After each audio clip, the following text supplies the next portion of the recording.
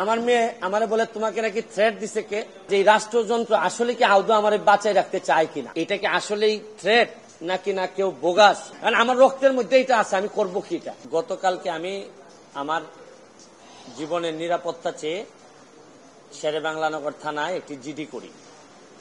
জিডির বিষয়টি হচ্ছে গিয়ে যে গত বৃহস্পতিবার সংসদে থাকাকালীন সময়ে আমার এলাকার যিনি অফিসার ইনচার্জ উনি আমার ফোন দিয়ে জানালেন যে স্যার আপনি একটু বাড়ি আসলে আপনার সাথে আমার একটু বসতে হবে, গুরুত্বপূর্ণ কথা আছে। তো শুক্রবারে আমি বাড়ি যাওয়ার পর উনি দুপুরবেলা আমাকে বসে আমাকে বললেন, আমাকে একটা মেসেজ দেখালেন যে উনাকে একটা লোক 2-3 দিন ফোন করার পর উনি যখন আমলে নিচ্ছিলেন না তখন উনারে একটা মেসেজ দেয় যে ওই লোকটা, অজ্ঞাতনামা লোকটা আমার সাথে দেখা করতে চায়, কথা বলতে চায়, দেখা করতে চায় না, কথা বলতে চায়। তো ওসি সাহেব আমলে নেননি। পরে যখন মেসেজটা দেখছেন যে মেসেজের মধ্যে আছে, দেখা যাচ্ছে যে একটা কন্ট্রাক্ট কিলার গ্রুপ যারা হায়ার করা হয়েছে তারা নাকি অ্যাক্টিভ, তার বক্তব্য অনুযায়ী। তো ওসি সাহেব আমারে উনার ফোন দিয়ে ওই অজ্ঞাতনামা ব্যক্তির সাথে ফোনে ধরাই দিল।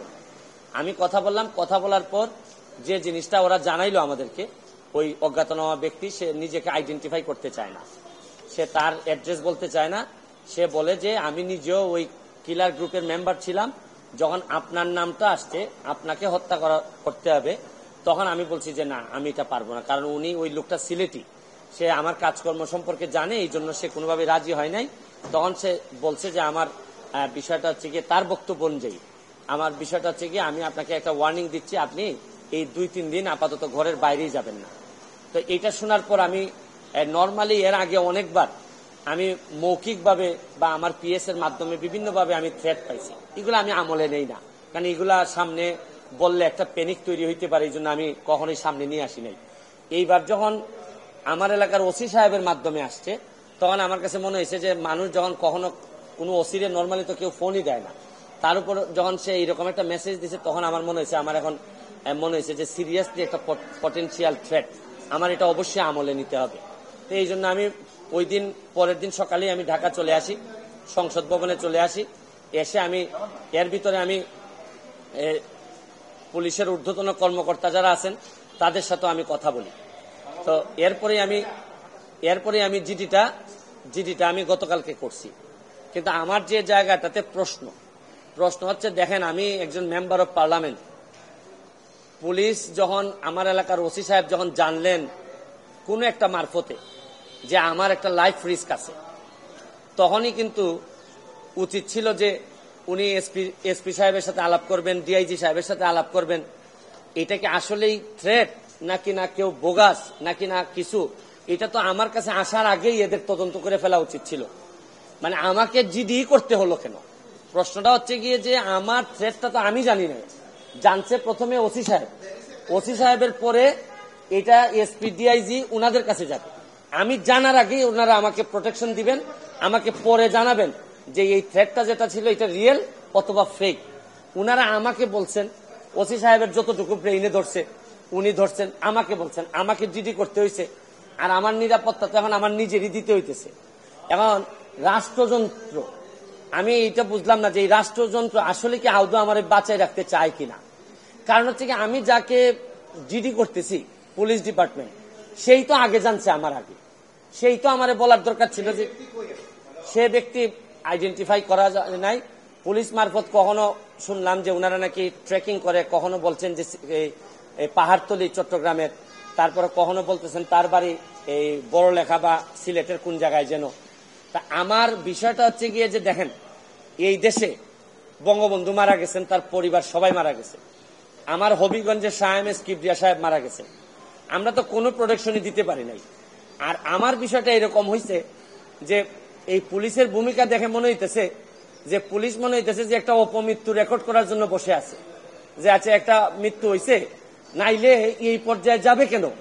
আমি কি করতেছি না করতেছি সব পুলিশ এবং এনফোর্সমেন্ট এজেন্সির নখদর্পণে থাকবে, কারণ এরা খবর নেয় না বলেই লোকগুলা মরে, আর এরা খবর নেয় না বলেই বেনজিররা এত ধনী হয়, এরা খবর নেয় না বলেই মতিউররা এত টাকার মালিক হয়, কারণ এরা তো থাকে কারে কোন জায়গায় বদলি করবে, কারে কোন জায়গায় জায়গা মতো নিজের লোক সেট করলে অনেক টাকার বাণিজ্য হবে, এইসব অভিযোগ এদের বিরুদ্ধে, যার কারণে আমার কষ্টটা এখানে।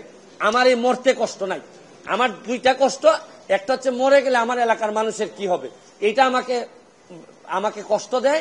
আরেকটা হচ্ছে গিয়ে যে এই দেশটা এমন ভাবে মরার জন্য ক্ষেত্র তৈরি করা হয়েছে যে আপনি দেখেন, আজকে আমার সকালবেলা আমার মেয়ে আমাকে বলে কি জানেন, কোন দেশে আছি, আমার মেয়ে আমারে বলে তোমাকে নাকি থ্রেট দিছে কে, সে আমেরিকাতে থাকে, বাচ্চা মাত্র বয়স 11। আমি বলছি হ্যাঁ আমি তো গুড ওয়ার্ক করি, এই জন্য ব্যাড পিপুলরা আমারে হুমকি দিছে। সে আমারে বলে there must be a line between good work and stupidity. মানে আমার মেয়ে মনে করে আমি যে গুড ওয়ার্ক করি, আমি যে অন্যায়ের বিরুদ্ধে প্রতিবাদ করি, এগুলো হচ্ছে গিয়ে স্টুপিডিটি। কারণ আমি আর কি জবাব দিব তারে, কারণ সে তো তার মাথার মধ্যে এগুলাই আছে যে বাংলাদেশে যারা ভালো কাজ করে, অন্যায়ের প্রতিবাদ করে, এরা স্টুপিড।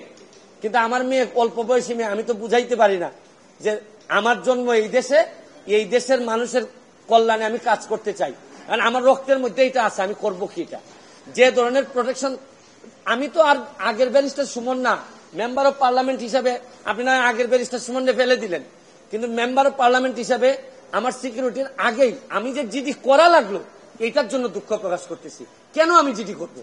আর যদি এটা আমার কাছ থেকে ইনফরমেশনটা আসতো যে আমার পিএস বলছে যে আমার থ্রেট দিছে, বা আমার এক বন্ধু বলছে, বা আমার এক আত্মীয় স্বজন বলছে, তা নয় আমি জিডি করলাম। পুলিশের মাধ্যমে যখন আসে তখন তো সাথে সাথে এই কাজটা করার দরকার ছিল। এখন বুঝেন অবস্থাটা কোন জায়গায় আছে। তারপর আমি বিশ্বাস করি যে যতদিন আসি মানুষের কল্যাণে কাজ করতে চাই, আপনাদের দোয়ায় কাজ করতে চাই, আর নিজের মানুষের আমার প্রতি যে বিশ্বাস, আমি মনে করি এটাই আমার নিরাপত্তা। আর এখন বাকিটা এনফোর্সমেন্ট এজেন্সি আছে, তারা যদি, আমি কথা বলছি আইজিপি মহোদয়ের সাথে, উনি অত্যন্ত ভালোভাবে আমাকে আনসার দিচ্ছেন, বলছেন যে এটা তো আগেই ওদের এই কি করার কথা। উনি আমার বিশ্বাস যে উনি ওই যারা আছে তাদেরকে প্রশ্ন করছেন যে এটা তো তোমরা জিডি করার আগেই ইনফরমেশন পাওয়ার সাথে সাথে কাজ করার কথা। একমাত্র আইজিপি সাহেব, বর্তমান আইজিপি সাহেব, উনি আমার অ্যাঙ্গেলে উনি কথা বলছেন। আর বাকি যারা আছে সবাই মনে হইতেছে যে সাক্ষী দেওয়ার জন্য বসে আছে, আমি কখন মরবো, মরলে পরে সাক্ষী দিবে। আমার এলাকাটা কিভাবে চলছে বুঝেন না আপনারা, যে কারে কোন জায়গায় সেট আপ করবে, এইভাবেই চলছে। Thank you.